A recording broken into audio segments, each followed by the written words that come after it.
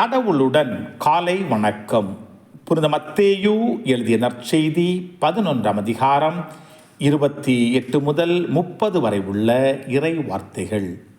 அக்காலத்தில் இயேசு கூறியது: பெரும் சுமை சுமந்து சோர்ந்திருப்பவர்களே, எல்லோரும் என்னிடம் வாருங்கள், நான் உங்களுக்கு இளைப்பாறுதல் தருவேன்.